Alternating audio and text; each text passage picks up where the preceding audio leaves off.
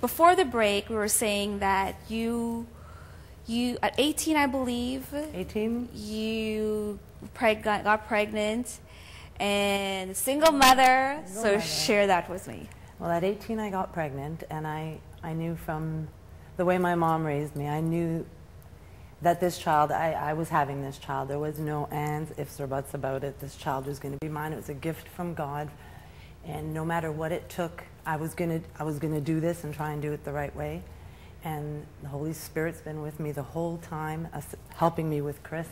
It was a difficult time, let me tell you, at 18, trying to...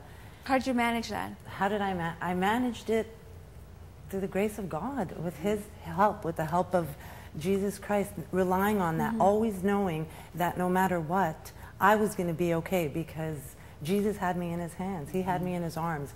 So no matter what decision I made for me and my son, because at 18 I decided to put me, it wasn't even a decision. I was no longer first. This child was first. This gift that God gave me was going to be first. And every decision I made for me and my son was always discussed with God. Okay, when you said that it was a difficult time. It was a difficult time. It was a difficult time, and it was through the grace of God. Now we know the grace of God in our lives, and Millicent and all of our lives. That's God's ability. His ability to strengthen you. Absolutely. His ability to encourage you. His ability to make you become sustain you, exactly, to take you farther and beyond, and to say to you, do not be afraid.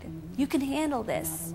Now, during that time, your dad passed away, right? My dad passed away actually when I was pregnant with my son. Yes. He passed.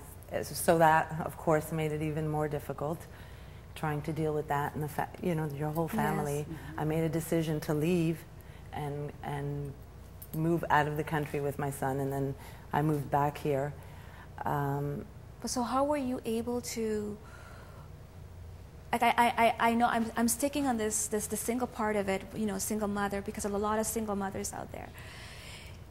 How were you able to raise Chris and work? And I just want to see how, because I know you have a very strong relationship with the Holy Spirit, and I just want to hear and you to share how He got in there, and through your mingling of your spirit with His and His ability to strengthen you, you were able to go to school. I went to school. I went back to school. I had my mother, who was a big help at the time, and I have a great family system, so they were able to assist me in doing this and being able to go back to school and even start a new career path. I didn't know what I wanted to do, and I left it in God's hand, and I asked for help, and eventually I was put on the path that I'm on now.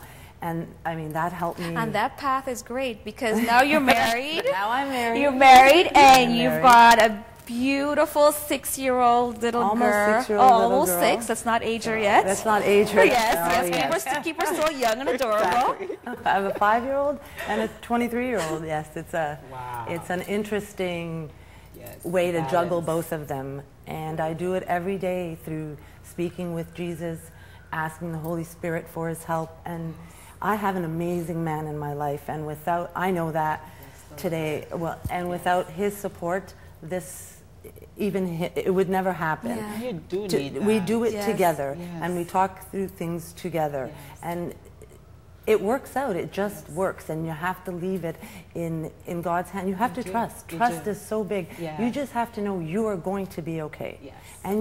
But you know you are going to be okay because of your personal relationship. Well, I guess for me, I know that it doesn't matter what comes through my path. I know I'm going to be okay because Jesus has me. I know that. He has my children. He has my husband. So it doesn't matter what happens. For instance, yesterday, we lost $100 in the bank machine because of my daughter. She tried, and you're like, oh my What goodness. did she do? But it doesn't matter, because you think about it for 1 minute, and then you're like, I'm going to be okay. It's okay. Yeah. If I needed that $100, Yeah. it will come another day. Exactly. I will be okay. Yes. And you don't, you know, your first instinct is to freak out on this but little they're 5-year-old, so but you stop. You Yeah. know, that Look at the somebody, there's a faces. voice telling you. So is your daughter, is she in daycare? My daughter's in kindergarten, Okay. so going half day. Sorry, yes, kindergarten, fine. And I do have the help of my mom again and my sister. So it's good for me that I know she's with family. I didn't have to put her in daycare. She gets the foundation that I got from my mother. With my mom's relationship with God inspires me. So I know it will inspire my daughter. Now, your mother has a very unique, very strong relationship Very strong with her. She's relationship. just been that pillar of strength in you and your family. Well, and she struggled. She had 4 kids under the age of 18 when my dad died, and had to support us all. That's right. My brother was 11, the youngest. So watching her do it gracefully all her life, and never ever saying it's not going to be okay, always knowing it was going to be okay, to this day it gives me goosebumps when I think of my mother.